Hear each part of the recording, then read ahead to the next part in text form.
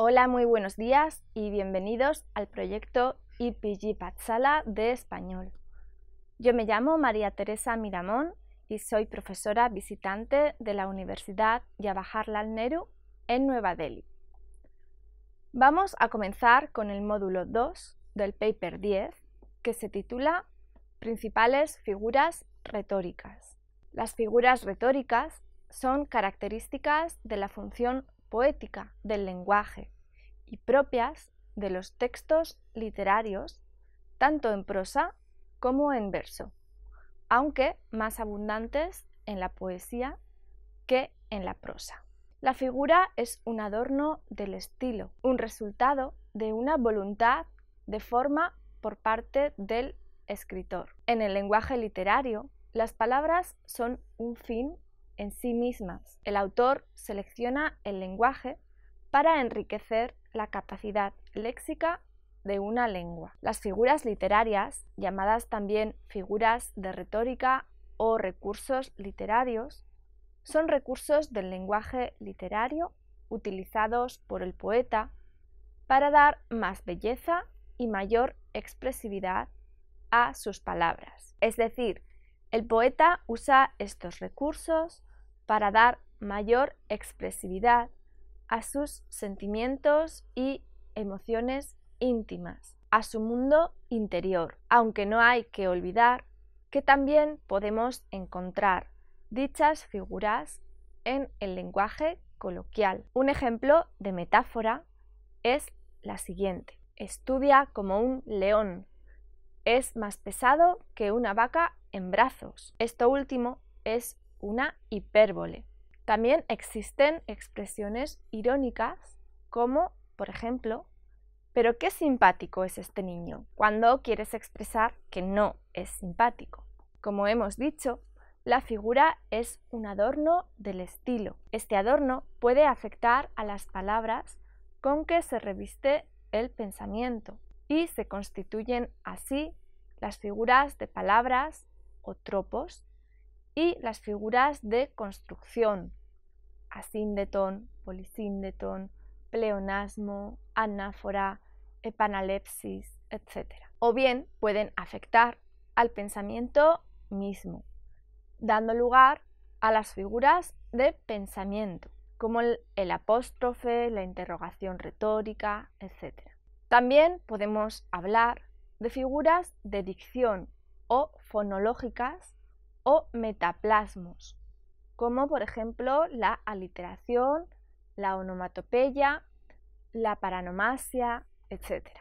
Pasemos ahora a definir las principales figuras retóricas que hemos mencionado. Vamos a empezar por la alegoría. Se denomina alegoría a la correspondencia prolongada de símbolos o metáforas.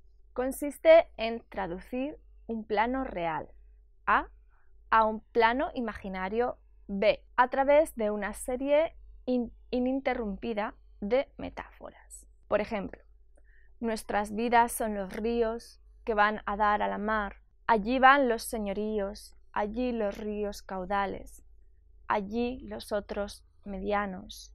Vamos a pasar al símil o a la comparación, que es una figura retórica que consiste en relacionar dos términos entre sí para expresar de una manera explícita la semejanza o analogía que presentan las realidades designadas por ellos. Esa relación se establece generalmente por medio de partículas o nexos comparativos, tales como así, así como, igual que, semejante a o lo mismo que, etc. Algunos ejemplos son los siguientes: murmullo que en el alma se eleva y va creciendo, como volcán que sordo anuncia que va a arder.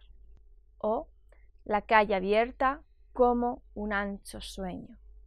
O eres como el viento tibio de los arenales. También tenemos otra figura que es la personificación o la prosopopeya. Consiste en atribuir características humanas a animales o seres inanimados, como ocurre en las fábulas, cuentos maravillosos o alegorías. En los autos sacramentales aparecen ejemplos de personificación alegórica, como la culpa, la sabiduría, la gracia, etc.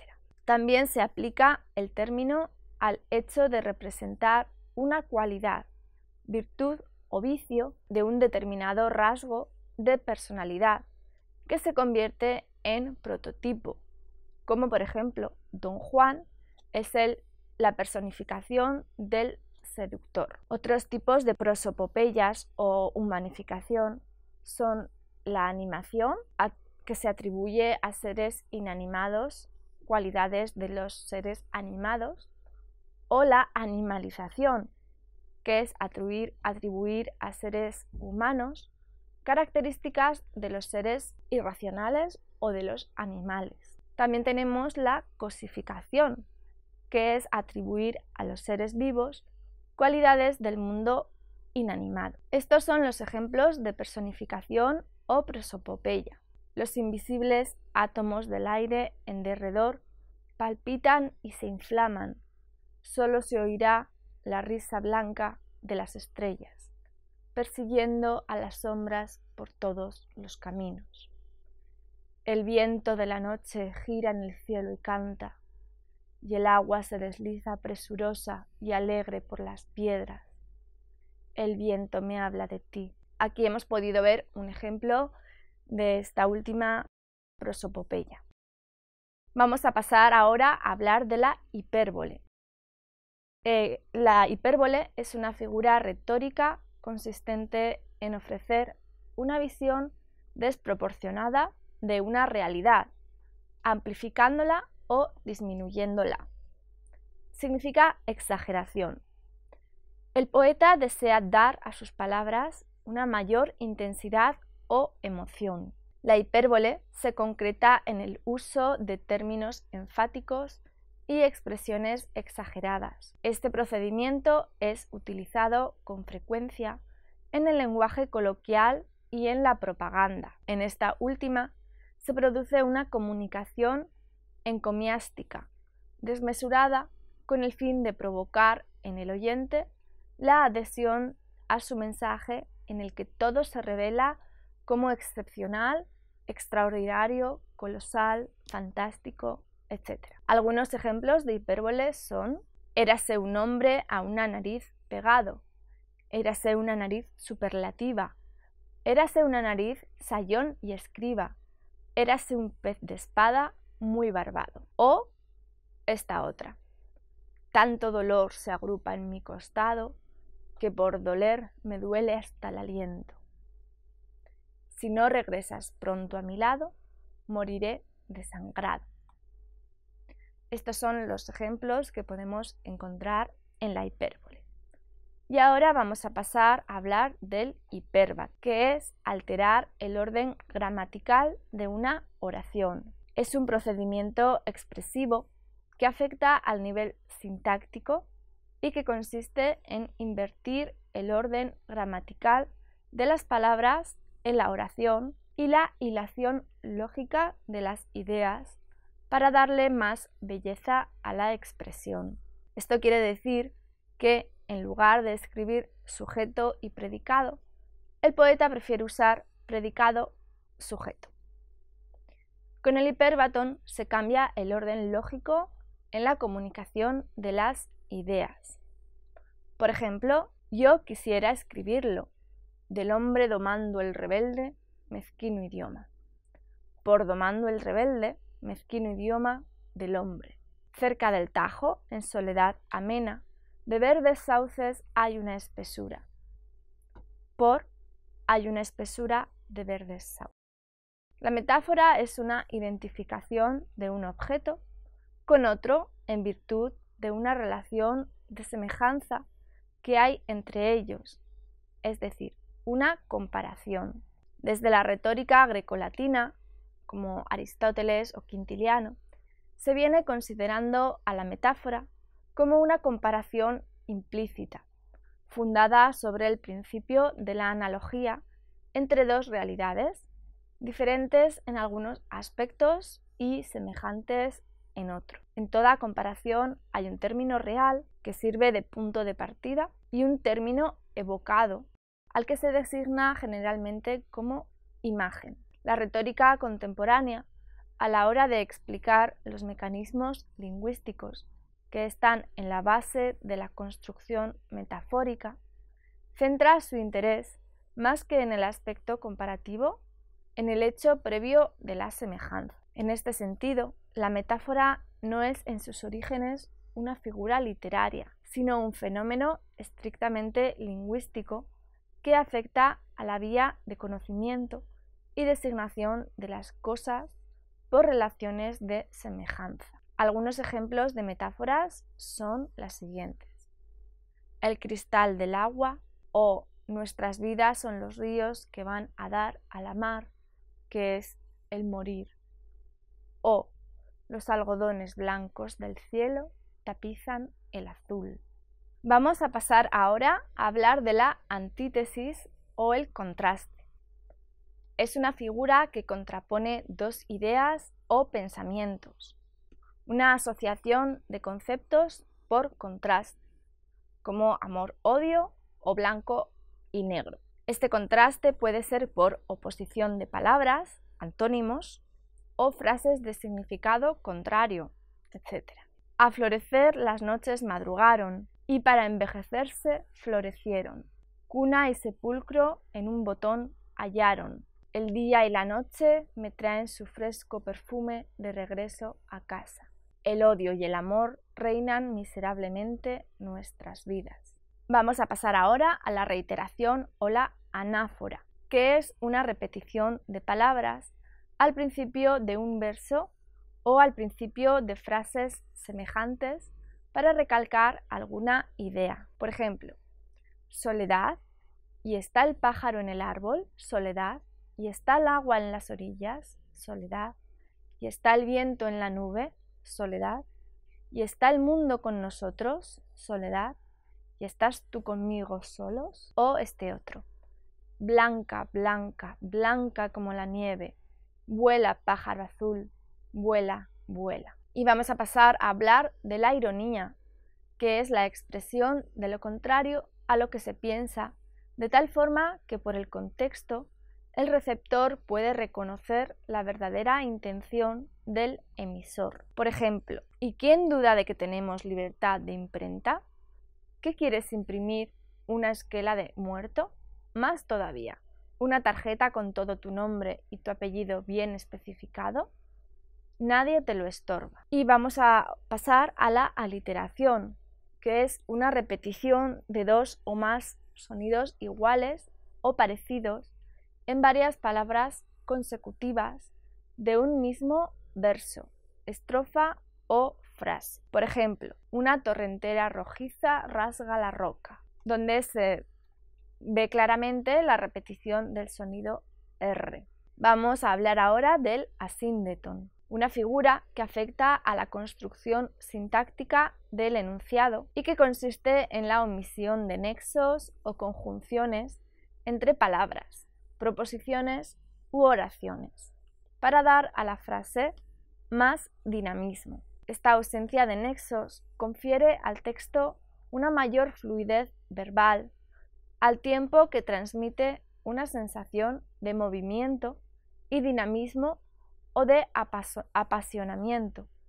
y contribuye a intensificar la fuerza expresiva y el tono del mensaje. Por ejemplo, rendí, rompí, derribé, rajé, deshice, prendí, o acude, corre, vuela, traspasa la alta sierra, ocupa el llano, no perdones la espuela. Y vamos a pasar a hablar del encabalgamiento, que es el desajuste producido en una estrofa al no coincidir la pausa morfosintáctica con la pausa métrica de un verso. Esto ocurre cuando el sentido de una frase no queda completo en el marco de dicho verso, al que se llama encabalgante, y continúa en el verso siguiente, el encabalgado.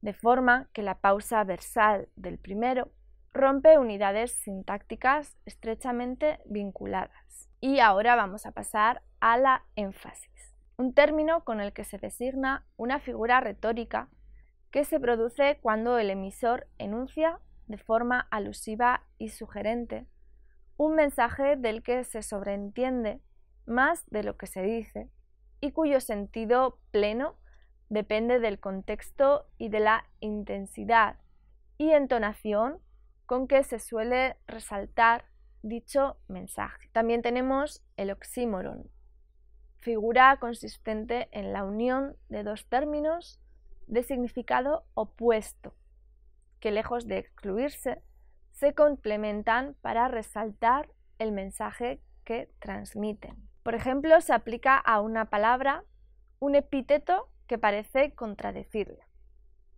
Por ejemplo, así los gnósticos hablaron de una luz oscura, los alquimistas de un sol negro, los poetas de un silencio atronador. Y también tenemos el polisíndeton, una figura caracterizada por usar más conjunciones de las necesarias, para dar a la frase una mayor solemnidad, en marcado contraste con el procedimiento habitual de vincular únicamente los dos últimos elementos de ella. Utilizado intencionadamente como recurso estilístico, el polisíndeton confiere al texto una sensación de lentitud, intensidad de expresión y, en algunos casos, de solemne gravedad. Por ejemplo, ni cardos ni caracolas tienen el cutis tan fino, ni los cristales con luna relumbran con ese brillo. Vamos a pasar a hablar de la repetición, figura retórica consistente en la reiteración de palabras u otros recursos expresivos, procedimiento que genera una relevancia poética. En todo el poema aparecen elementos reiterativos con esa función, ya sea el acento, las pausas, aliteración, isosilabismo, rima o estribillo. Otra figura es la sinestesia, un procedimiento que consiste en la transposición de sensaciones, es decir, es la descripción de una experiencia sensorial en términos de otra. Por ejemplo, que el alma que hablar puede con los ojos, también puede besar con la mirada. O sobre la tierra amarga caminos tiene el sueño. Vamos a pasar a hablar de la elipsis, que es la supresión de un elemento de la frase, sobreentendiendo por el contexto, sin perjuicio de la claridad, dotándola de brevedad, energía, rapidez y poder sugestivo. Aporta rapidez e intensidad. Por ejemplo, a enemigo que huye, puente de plata. O, por una mirada, un mundo. Por una sonrisa, un cielo. Por un beso, yo no sé qué te diera por un beso. Y ahora vamos a hablar del epíteto, que significa adjetivo, que colocado delante del sustantivo expresa una cualidad innecesaria o inherente de algunas personas o cosas con fines estéticos. Por ejemplo, la blanca nieve o verde prado, rosadas mejillas. También tenemos la onomatopeya, que consiste en imitar sonidos reales por medio del ritmo de las palabras. Es una variedad de la aliteración. Por ejemplo, el kikiriki del gallo me despertó. También tenemos la paradoja, que es la unión de dos ideas contrapuestas. Es una antítesis superada porque une ideas contradictorias por naturaleza, en un mismo pensamiento. Por ejemplo, vivo sin vivir en mí, y tan alta vida espero, que muero porque no muero. Vamos a hablar también de la perífrasis, o circunlocución o circunloquio. Dice con un rodeo de palabras lo que podría decirse con menos, o incluso una sola frase. Por ejemplo, allí los ríos caudales, allí los otros, medianos y más chicos, allegados, son iguales. Vamos a hablar también de la alusión, que es la perífrasis que hace referencia a una persona o cosa conocida sin nombrar. Por ejemplo, aquel solo me encomiendo, aquel solo invoco yo de verdad, que en este mundo viviendo, el mundo no conoció su deidad. Y cuando llegue el día del último viaje, y y este al partir la nave que nunca ha de tornar. Y ahora hablamos del eufemismo, que es la perífrasis que se emplea para evitar una expresión penosa u horrenda, grosera o malsonante. Por ejemplo, le señaló la puerta por echarlo de casa, o pasó a mejor vida por murió. También tenemos el sarcasmo, que es la ironía cuando pasa a un tono más amargo o mordaz, cruel o incluso insultante. Por ejemplo, gocemos, sí, la cristalina esfera gira bañada en su luz. Bella es la vida. ¿Quién a parar alcanza la carrera del mundo hermoso que al placer convida? Brilla radiante el sol, la primavera, los campos pintan la estación florida. Truéquese en mi risa mi dolor profundo. Que haya un cadáver más, ¿qué importa al mundo? También tenemos la metonimia, que es la sustitución de un término por otro, fundándose en relaciones de causalidad, procedencia o sucesión existentes entre los significados de ambos términos. Es cuando se da a un objeto el nombre de otro por una relación de causa u origen. Por ejemplo, la metonimia puede aparecer a cuando se designa una causa por medio de su efecto. Por ejemplo, Ana fue la alegría de la fiesta. Fue la causa de la alegría de la fiesta. O B, cuando se alude el efecto por medio de la causa. Le hizo daño el sol, es decir, le hizo daño el calor producido por el calor del sol. O C, cuando se denomina un objeto por medio del lugar donde se produce o de donde procede. Un Rioja, un Jerez, un Ribeiro, es decir, una botella de vino de Rioja. O D, cuando se designa a un pintor, escritor, torero, etc., por medio del instrumento que maneja. Es un gran pincel, tiene una pluma incisiva, es un escritor agudo, etc. E, cuando se menciona una obra por el autor de la misma. Por ejemplo, en el Museo del Prado hay varios Rubens. O F, cuando se designa una característica moral por medio de una realidad física. No tiene corazón, es una persona sin sentimiento. O, por último, cuando se emplea el signo para designar la cosa significada. La media luna dominó España, es decir, los árabes. La metonimia, como la metáfora, la alegoría y el símbolo, son tropos que tienen en común el basarse en la sustitución de términos que implican una traslación o desplazamiento del significado. Lo que diferencia la metonimia de la metáfora es que en la metonimia esa traslación se produce dentro del mismo campo semántico, mientras que en la metáfora se produce entre términos cuyos conceptos pertenecen a campos distintos, como río y vida, mar y muerte, dientes, perlas, etc. Vamos a pasar ahora a hablar de la sinécdoque. Es un tipo de metonimia basada en una relación cuantitativa, es decir, es el todo por la parte o la parte por el todo. Por ejemplo, el mundo se reirá de ti, el hombre es un ser mortal, un rebaño de 100 cabezas. Vamos a pasar a hablar de la apóstrofe, que es dirigir apasionadamente la palabra a seres animados o inanimados o cosas personificadas en tono exclamativo, fuera de la estructura de la oración. Por ejemplo, navega, velero mío. Y ahora vamos a hablar de la epanadiplosis, que es una frase o un verso que empiezan y terminan del mismo modo. Por ejemplo, verde que te quiero verde. También tenemos juegos de palabras, que es la diversificación de significados en algunas palabras a lo largo de la frase o verso. Utilizar un mismo significante con dos significados distintos.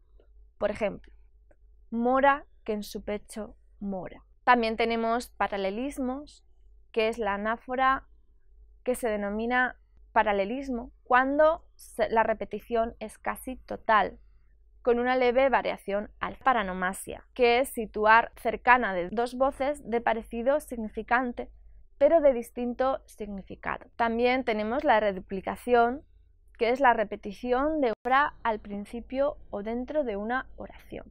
El retruécano, sin embargo, es cuando una frase está compuesta por las mismas palabras que la anterior, pero invertidas de orden. Por su parte, la epífrasis es una ampliación de una unidad sintáctica completa, añadiendo un elemento complementario. Se puede entender también como una adición de ideas complementarias a un pensamiento que parecía cerrado. Por ejemplo, con dolorido cuidado, de grado, pena y dolor, parto yo, triste amador, d'amores que d'amor. También tenemos el sinatroísmo, que es la acumulación coordinante de términos semánticamente complementarios y gramáticamente equivalentes. Por ejemplo, a las aves ligeras, leones ciervos, gamos saltadores, montes, valles, riberas, aguas, aires, ardores y miedos de las noches veladores. La frase está extraída de un texto de San Juan de la Cruz. También existe la gradación, que es la enumeración de miembros oracionales, sinónimos a veces, dispuestos en orden creciente o decreciente, en relación a diferentes valores significativos. Por ejemplo, allí los caudales, allí los otros medianos y más chicos. Vamos a pasar a hablar pleonasmo, perteneciente a las figuras gramaticales. Consiste en una construcción gramatical con elementos superfluos o redundantes para intensificar o adornar la expresión. También tenemos la paronomasia, que es la utilización de palabras semejantes en forma, pero de distinto significado. Por ejemplo, muy tardón en misa y abreviador en la mesa. También tenemos la enumeración, que es la acumulación de elementos diversos de forma caótica o desordenada, o bien como gradación ascendente o descendente. Por ejemplo, en polvo, en humo, en aire, en sombra, en nada. También tenemos la reduplicación, que es la repetición inmediata de palabras, como por ejemplo en Abenamar, Abenamar, moro de la morería. También tenemos la concatenación, que es la repetición de una serie de palabras que terminan y comienzan frases o versos. Por ejemplo, todo pasa y todo queda, pero lo nuestro es pasar, pasar haciendo caminos, caminos sobre la mar.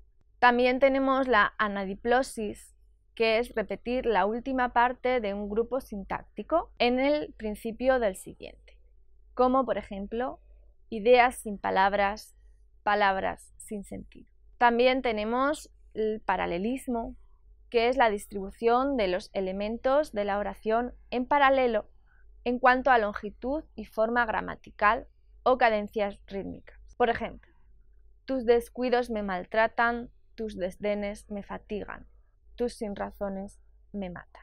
También tenemos el calambur, que es un juego de palabras para crear una nueva expresión aprovechando las sílabas de otra. Por ejemplo, son los vizcondes unos condes bizcos. También tenemos el quiasmo, que es la ordenación de dos grupos de palabras de tal forma que el segundo invierte el orden del primero. Ejemplo, cuando pitos flautas, cuando flautas pitos. También tenemos la interrogación o la exclamación retórica, que son preguntas o exclamaciones que no esperan respuestas, o expresión de sentimientos con la finalidad de dar emotividad al mensaje. También tenemos el litote, que es negar lo contrario de lo que se quiere afirmar. Por ejemplo, ni un seductor mañara, ni un bradomín he sido. También tenemos retratos o etopeyas, que es la enumeración de las cualidades morales y espirituales, o la prosopogracia, que es la enumeración de las cualidades físicas. Y vamos a pasar al último, que es el símbolo, el objeto o cualidad mencionados como reales, pero aludiéndose al mismo tiempo a otra realidad distinta, como en la metáfora pura, un término imaginario B que sustituye a uno real A. Se refiere a una realidad de carácter espiritual amplia y concreta. Por ejemplo, ya luchan la paloma y el leopardo. Esto es todo respecto al módulo 2, que trata sobre figuras y tropos literarios. Muchas gracias por su atención.